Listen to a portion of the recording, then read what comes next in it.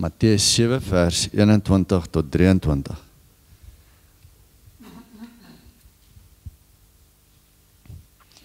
So dit is hier in die bergredes, en die spesifieke bergrede is oor die regte keuses.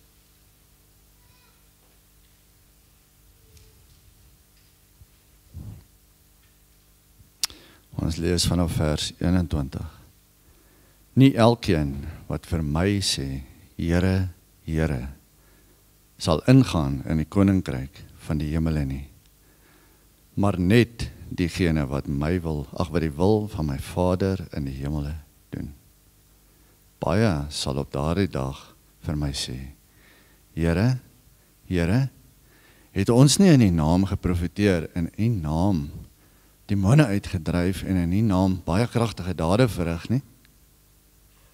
Dan sal ek openlik vir hulle sê, ek het julle nooit geken nie. Gaan weg van my af, julle wat wetteloosheid bedryf. Ons lees tot sover.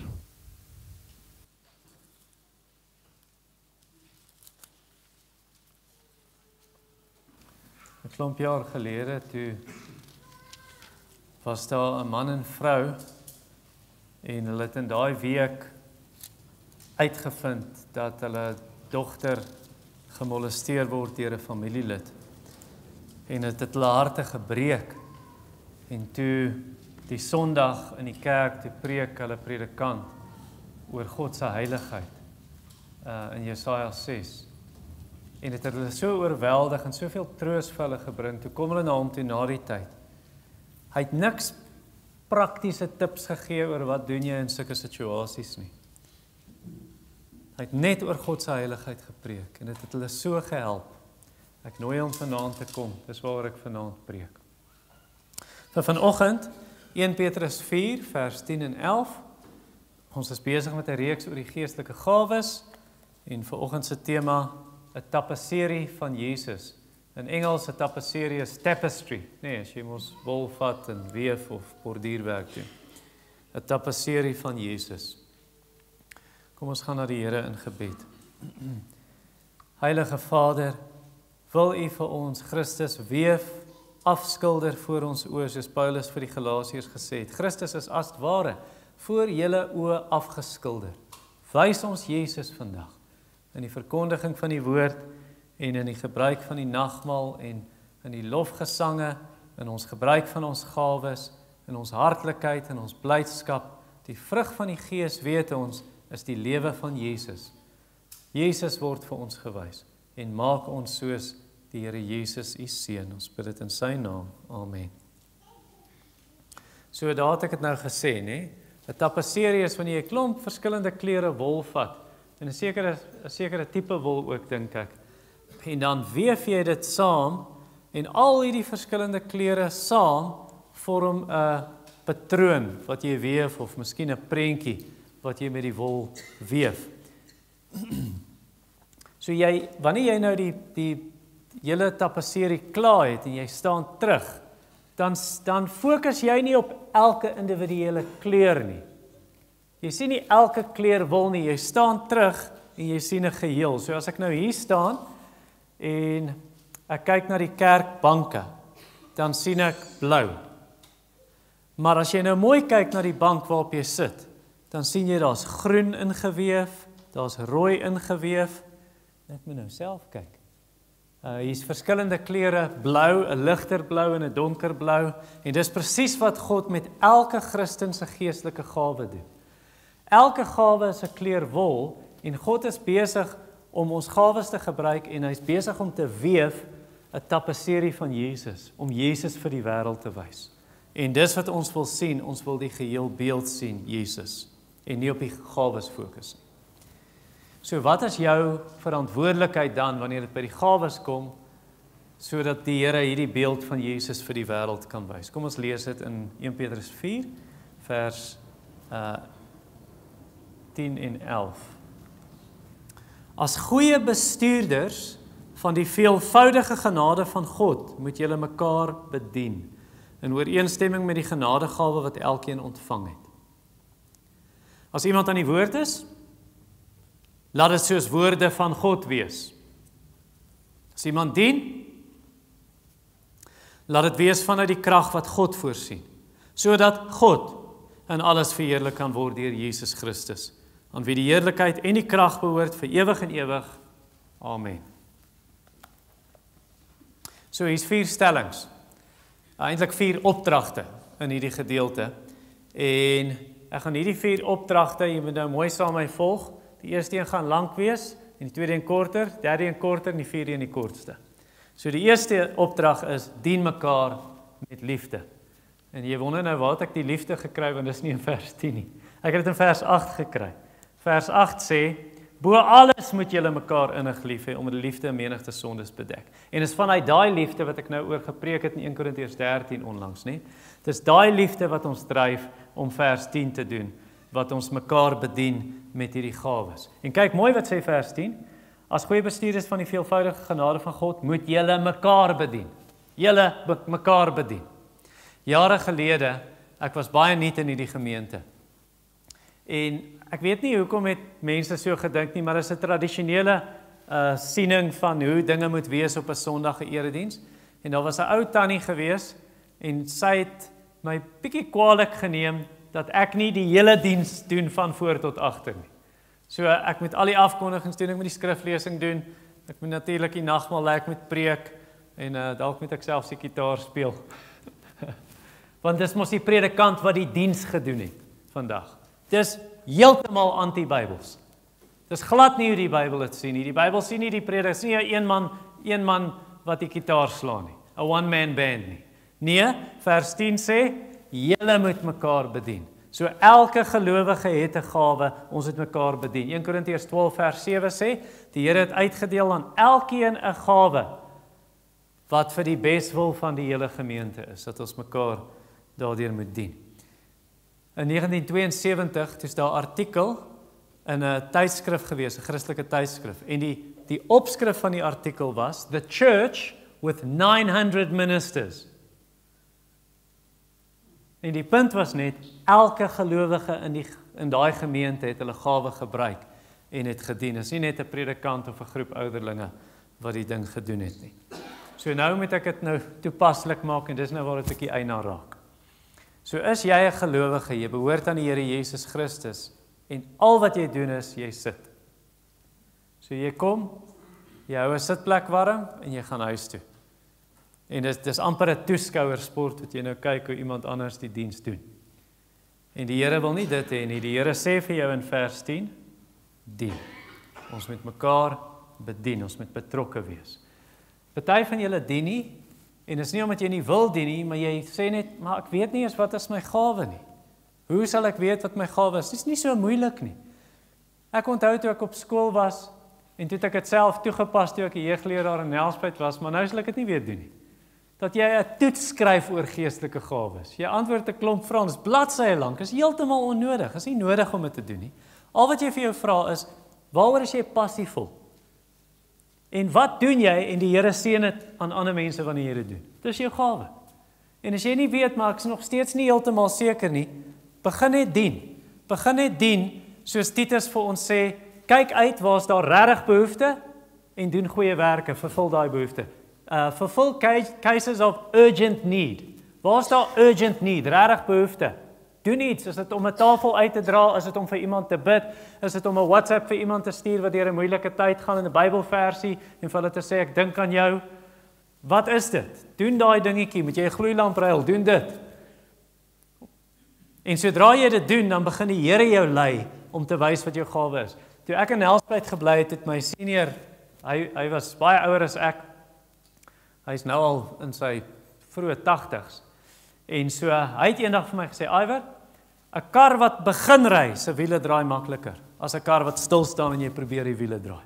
Begin ry, begin jou gawe gebruik, begin kyk waar kan ek dien, en die Here sal jou stuur en lei, en vir jou wys wat jou gawe is. Nou, party van julle sê dalk, en ek weet ek sal dit kry, party mense sê dalk, maar ek is oud. En toe ons jonk was, het ons dit gedoen en dat gedoen, een en die ander, maar nou is ek oud, en ek tree nou af, is nou die jonges se beurt. Kan ek jou vra, waar het Paulus afgetree? Waar in die Bybel het Moses afgetree? Weet jy tot wanneer het Jesus gedien? Tot sy dood. Sy dood self was om te dien.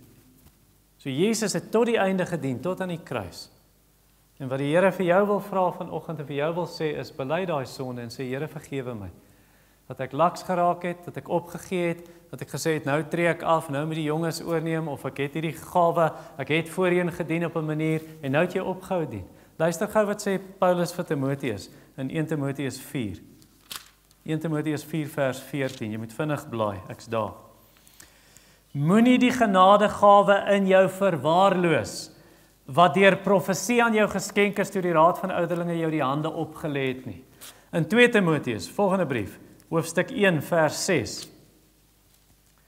Paulus sê vir Timoteus, om hierdie rede, sy gawe is nou prediking, om hierdie rede herinner ek jou om die genadegawe van God, wat in jou is, deurdat ek jou die hande opgelê het, opnuut aan te vuur. In Engels, fan into flame the gift that is in you, want daai koeltjies het nou 'n bietjie flou begin brand.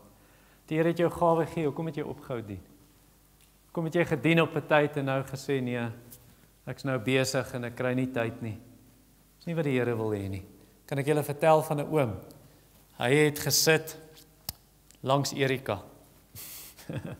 Maar hy's nou nie hier nie. Maar hy's nou in die hemel.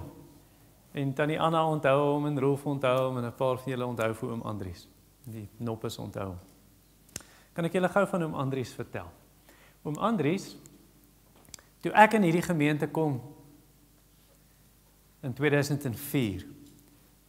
Oom Andries was al 0:30 voor die diens hier, want hy daar gesit en sy vrou het langs hom gesit en hulle het vir die muur gekyk en vir 'n 0:30 gewag tot die diens begin.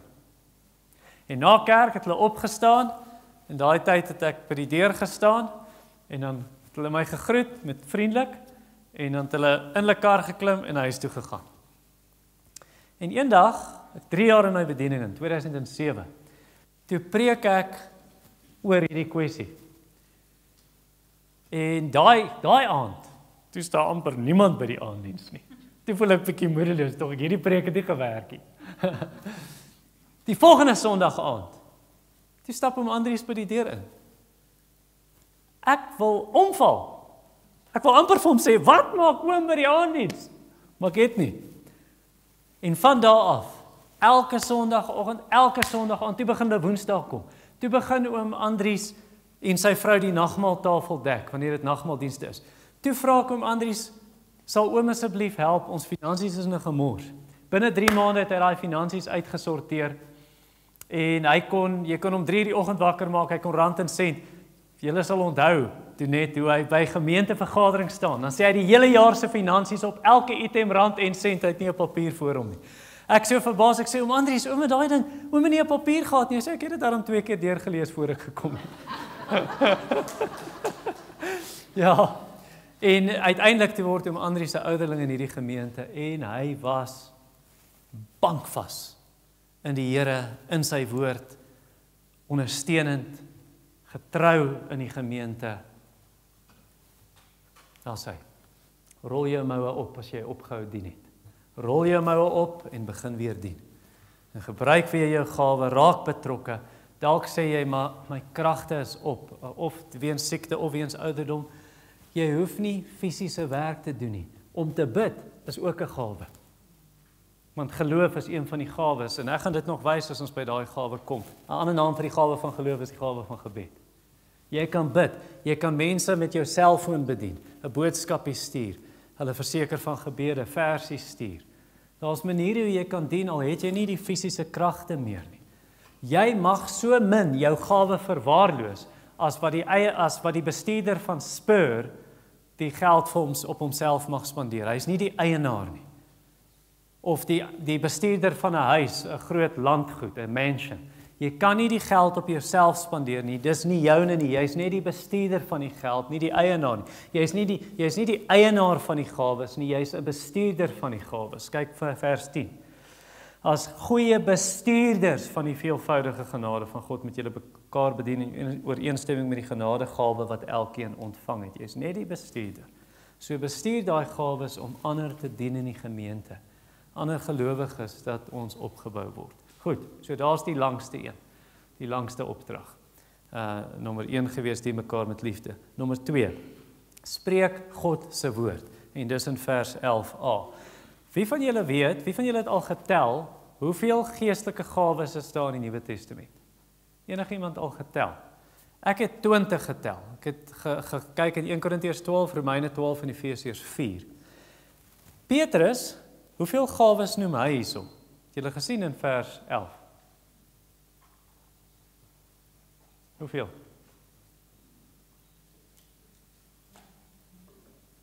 Hoeveel?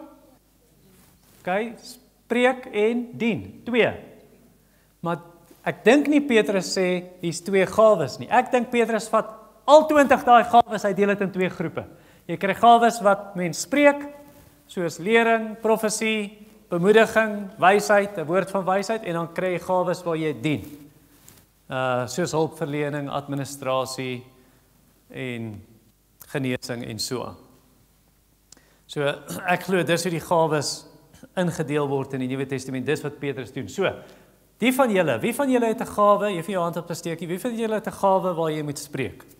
Of 'n woord van kennis, woord van wysheid, lering en so aan. As dit jy is, wat moet jy spreek? Wat sê vers 11? Lewe spreek. Ja, die woord, nie hierdie nuwe nonsens wat omgaan en in die kerk ingeslyp het. Dis eintlik New Age. Dis New Age filosofie en lering waar hulle sê ek spreek lewe, ek spreek health, wealth and prosperity. Dis nonsens. Dis nie wat jy spreek nie. Jy spreek nie jou eie woorde nie, dit gaan niemand help nie. Vers 11 sê as jy spreek God se woorde. Dis wat mense help. Want God se woord is soeter as heuning. God se woord is kosbaarder as goud en duisende stukke silwer. God se woord is 'n lig vir ons pad en 'n lamp vir ons voet. God se woord is 'n hamer wat rotse in stukke breek.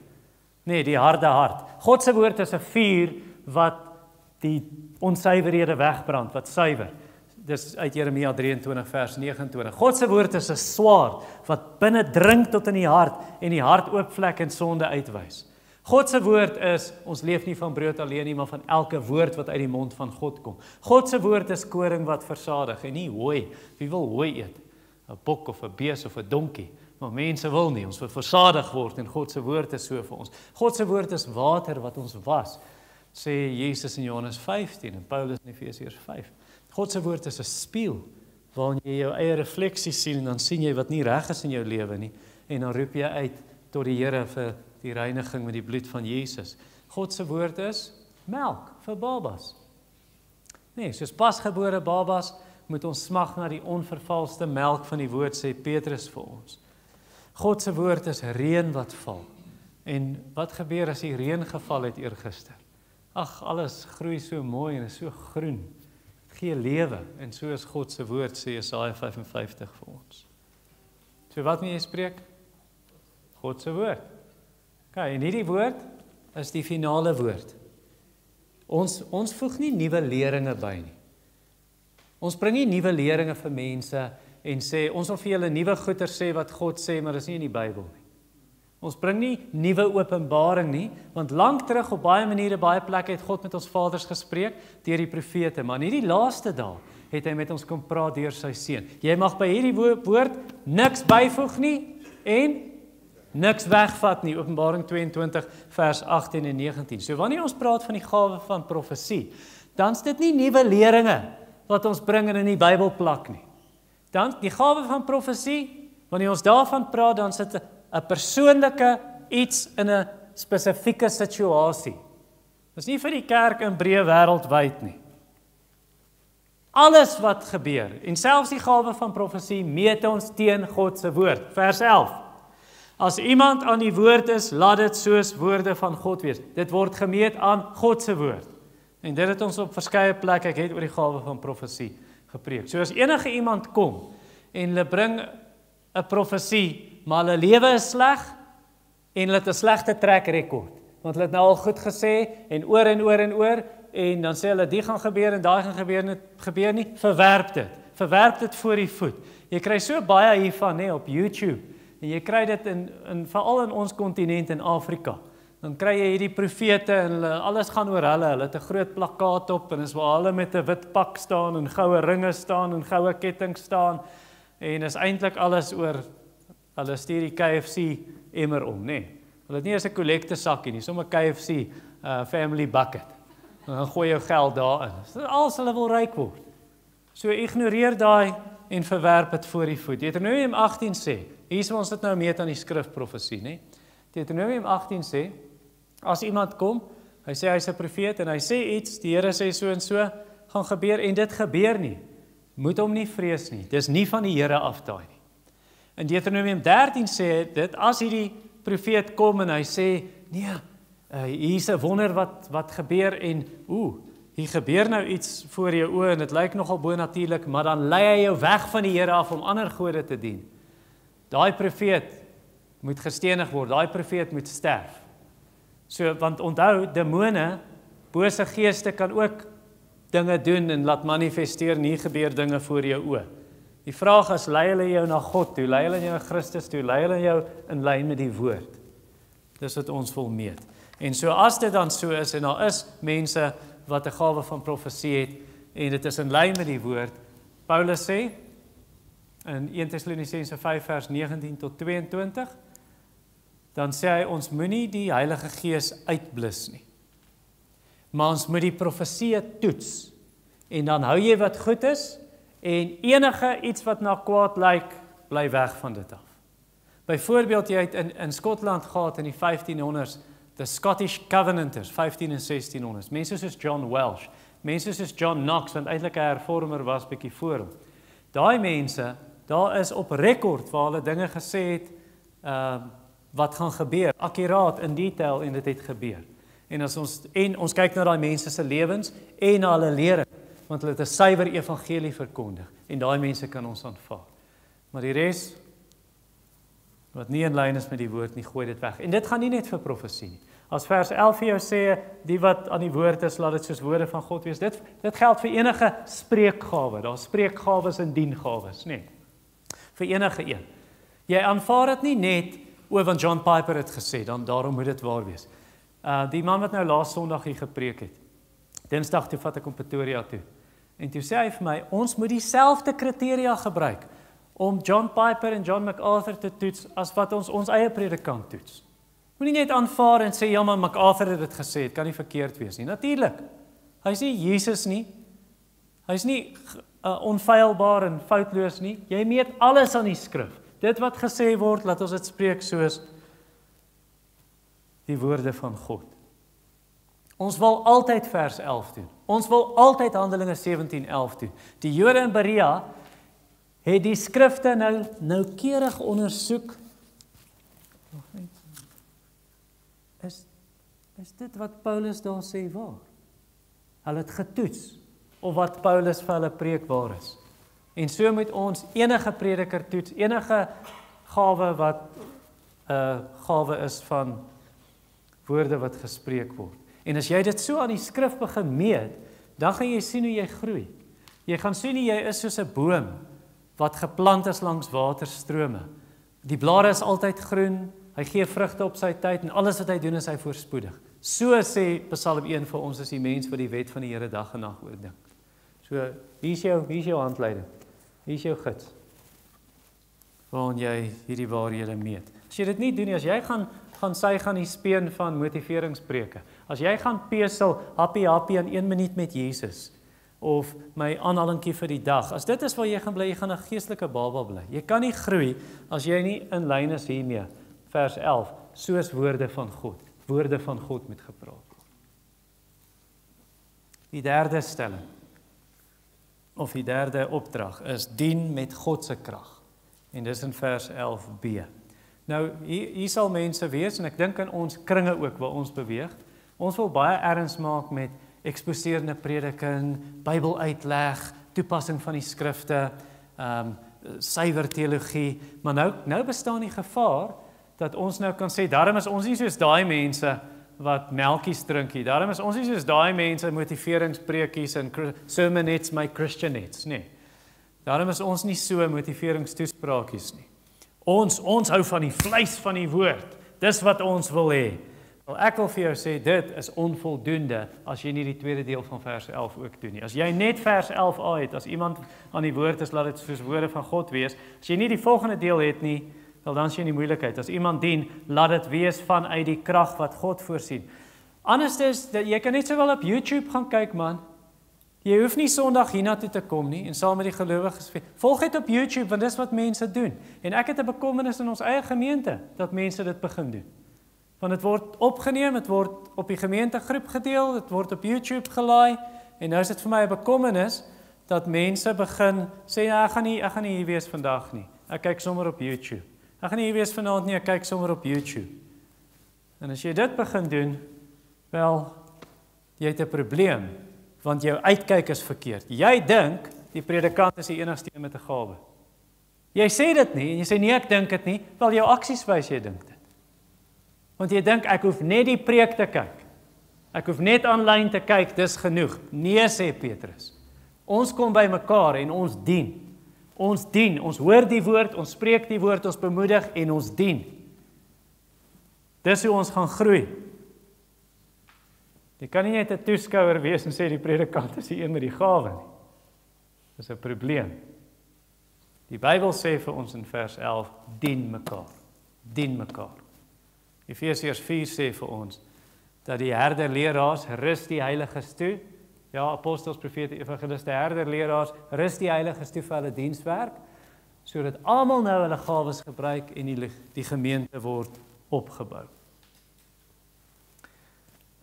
Watter Christen is die meeste soos Jesus? As jy nou dink aan wat ek nou net gesê het in hierdie vers. Wel, niemand is perfek soos Jesus nie, maar ons volg in sy spore, en die Christen wat die meeste soos Jesus is die een wat die meeste dien. Wat was Jesus se dood? Die Seun van die mens het nie gekom om gedien te word nie, maar om te dien, en sy lewe te gee as 'n losprys vir baie. Jesus het gedien.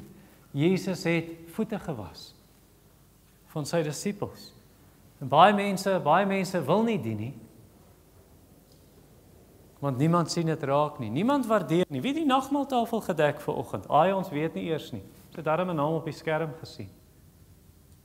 Wie het die tafels gedek vir die gemeente ete 'n paar weke terug? Ons weet nie, maar dit lyk mooi.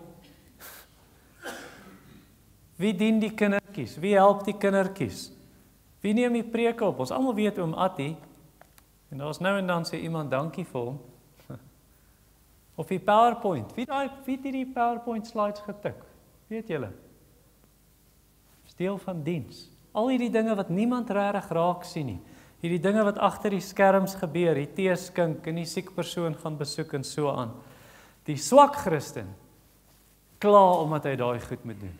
En sê, ek doen hierdie al vir so lank, kan iemand anders dit nie bietjie doen nie? Hoekom moet ek dit doen? En ek doen dit al vir jare, kan ek nie 'n bietjie van 'n breek kry nie? En daai is die persoon wat wil ophou. Kyk wat sê vers 9. Wees gasvry teenoor mekaar sonder om te mor. Want dit is so maklik om te kla oor hierdie dienswerkies wat ons verrig en dien in die gemeente. Die sterk Christen is die een wat die handdoek om sy middel sit en 'n bak water daar sit en kniel en die disippels se voete was. Nou Jesus natuurlik is nie 'n Christen nie. Jesus is Christus. Ons is die volgelinge, maar die sterk Christen is die een wat dien. Kyk wat sê vers 11 weer. Tweede deel van die vers. As iemand dien, laat dit wees vanuit die krag wat God voorsien. Vanuit die krag wat God voorsien. Dis bietjie vreemd, vind jy dit nie snaaks nie? Jy het krag nodig om te dien. Ek dink dien is so maklik. Nee, dien is moeilik, want niemand sien jou raak nie. En mense vergeet dat jy diens verrig het, iets gedoen het. So hoe gaan jy hierdie krag kry by die Here om te kan dien? Jy gaan hom vra. Jy gaan bid. Soos 'n predikant wat ek van weet, as hy mense gaan besoek, voor hy in sy kar klim, dan bid hy. En as hy by die huis stop, buite in die straat, dan bid hy. En as hy voordeur toe loop, en net voor hy die klokkie lui, dan bid hy.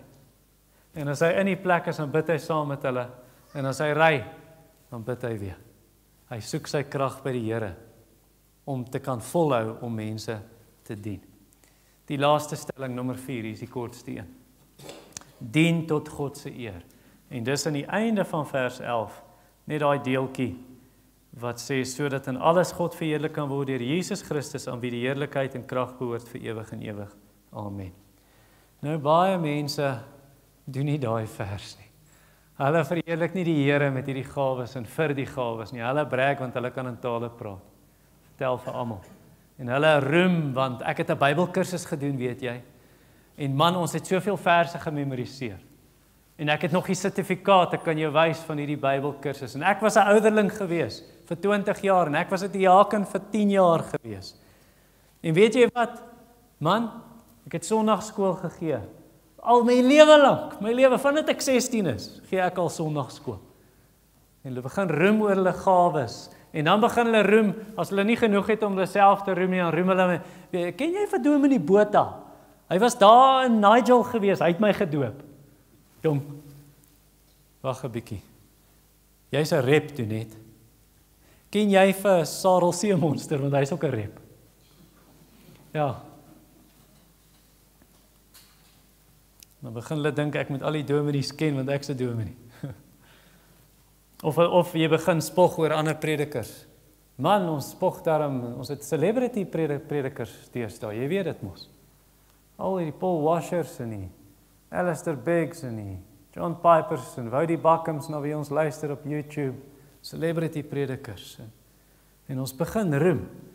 Weet jy, ek het 'n les geleer laas Saterdag. Ek het in die kar gery van die kerk af, ons het 'n preekseminar gehad en toe gaan laaitjie spreker af by gastehuis, by Ansie se gastehuis. En toe sê ek vir my, our church is very excited about tomorrow you're going to preach the word. To say you must be careful, you know. We shouldn't get excited. Don't get too excited about certain preachers. We're just slaves, remember. Sure. Dis net slawe. Hoekom gee God ons gawes?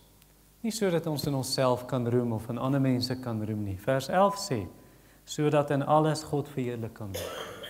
Ons het gawes om die Here te verheerlik. En jy kan baie maklik, ag ek doen hierdie, ek wil net die Here verheerlik. Eer aan die Here alleen. Ons kan baie maklik dit doen en skyn heilig wees. Ek onthou, het 'n man hier buite gesit op die stoepie en 'n klomp jaar terug.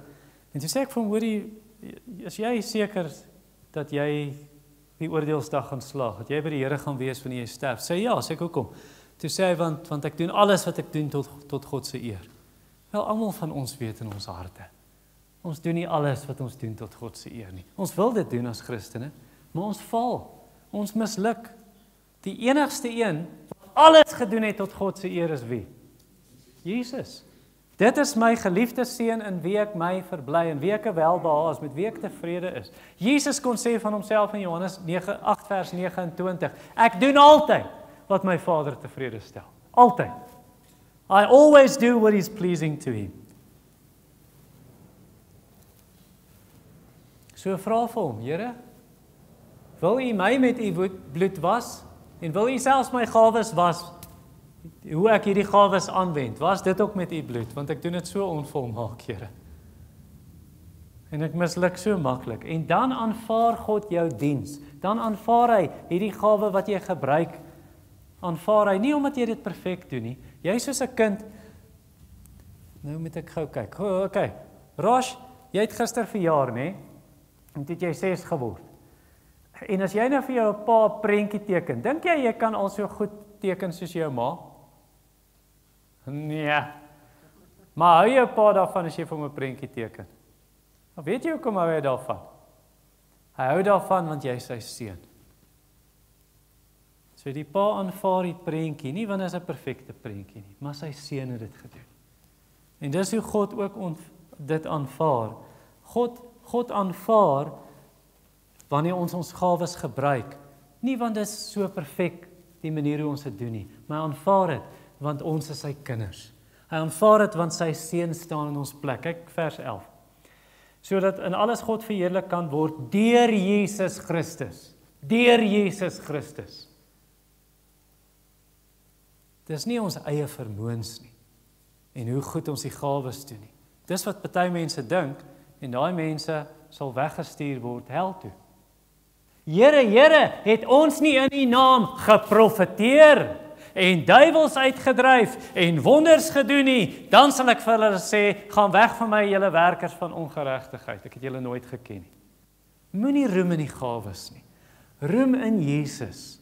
Roem in Jesus. Sonder Jesus, Jou beste gawe, my beste gawe, is net een stukkie wol wat daar lê. Wat beteken dit? Dit moet deel wees saam met al die ander gawes om die tapisserie van Jesus te weef. Jesus moet gesien word. Jesus moet die fokus kry. So soek Jesus, moenie net die gawes soek nie. Soek vir Jesus. En as jy Jesus vind, dan val al daai stukkies wol kom in sy regte plek. Dis soos daai man, ek sluit hiermee af. Soos daai man, of was dit 'n kind? Julle moet my help na die tyd, ek het die illustrasie vergeet. So hulle gee vir hierdie kind 'n kaart. Dis 'n puzzle. Nou moet hy hierdie legkaart bou, maar dis 'n wêreldkaart. Hy weet nie hoe lyk 'n wêreldkaart nie. Hy's 5 jaar oud of 4 jaar oud. Maar raai wat was agter op die puzzle? 'n Prentjie van Jesus. En toe bou hy dit so. En toe draai dit om en daar's die wêreldkaart. Sy ouers kom verbaas en hy's 25 minute later toe sy ding gebou. Sê hulle, "Hoe het jy dit reg gekry? Jy weet nie hoe lyk 'n wêreldkaart nie." Sê nie, agterop is 'n prentjie van Jesus en toe ek Jesus sien, toe bring dit alles bymekaar. En as ons Jesus het en ons fokus op hom, dan gaan al die gawes bymekaar kom en hom vir die wêreld wys. Vader, u seun is wonderbaar. Here Jesus, ons bewonder u en ons wil eerlik en opreg sê, ons het u lief, Here. Maar ons weet ons liefde skiet so ver kort, so ons wil eers sê dankie dat u ons lief het. Ons het lief want u het eers lief gehad. O Here, wil u inderdaad ons pogings, hoe ons gawes gebruik, wil u selfs dit was in met u bloed en dit aanneemlik maak vir u. Wil u ons gawes gebruik, dat ons dien soos u sê, sodat Jesus vir die wêreld gewys kan word. Dat u verheerlik mag word, want aan u kom toe die heerlikheid en die eer tot in alle ewigheid. Amen.